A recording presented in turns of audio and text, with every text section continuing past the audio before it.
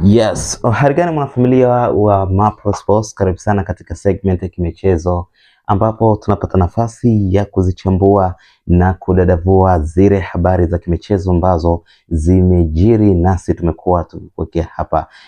Cha muhimu ni kubonyeza neno subscribe chini ya video hii, kisha bonyeza alama ya kengele ili usipitwe na zile updates zote kali ambazo zinapatikana hapa. Yes. Klabu ya soka ya Yanga tayari imeanza kujiimarisha tena katika kuhakikisha kwamba wanarejea kwa kishindo katika michezo ya ligi kuu Tanzania bara NBC Premier League ambayo ilisimama kufuatia michezo ya FIFA Series ambayo ilikuwa ikiendelea na ikiwa inakutanisha timu za taifa mbalimbali duniani.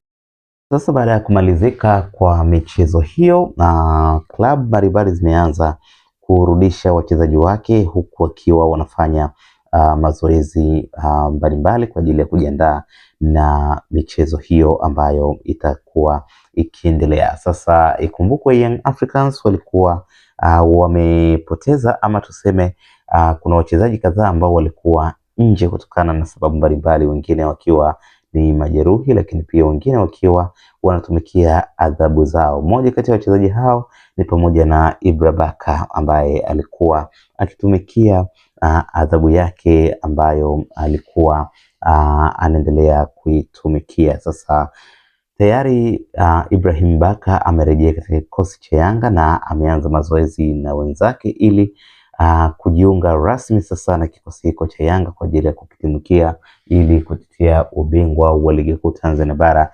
NBC Premier League. Lakini tumemwona pia Buba Jammeh ambaye alikuwa nje kwa nafikiri takriban mechi mbili ambazo hakuwepo, lakini tayari yupo katika uwanja wa mazoezi na anajiandaa rasmi kujiunga na kikosi hiko kwa ajili ya michezo ambayo itakuwa ikiendelea ya ligi kuu Tanzania bara, lakini pia michuano mingine yote ambayo itakuwa ikiendelea. Lakini vile vile kwa upande wa mchezaji Dickson Job ambaye ni beki ya Yanga bado anaendelea kuuguza majeraha baada ya kupata operation kule nchini Afrika Kusini, na sasa anaendelea vizuri, lakini bado muda wake rasmi wa kurudi na kuanza mazoezi haujatimia. Kwa hiyo anaendelea kuuguza jeraha na endapo atakuwa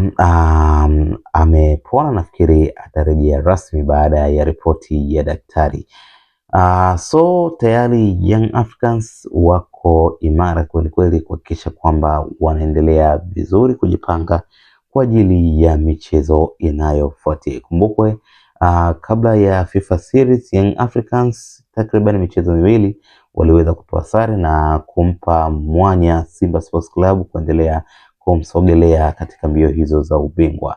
Hayo ndio yamejiri katika upande wa kimichezo kwa klabu ya soka ya Yanga. Tuandikie maoni yako kwenye comment section, usisahau kubonyeza neno subscribe kisha bonyeza alama kengele, utakuwa mwanafamilia mpya kabisa wa Mapro Sports kwa ajili ya kupata zile updates zote kali.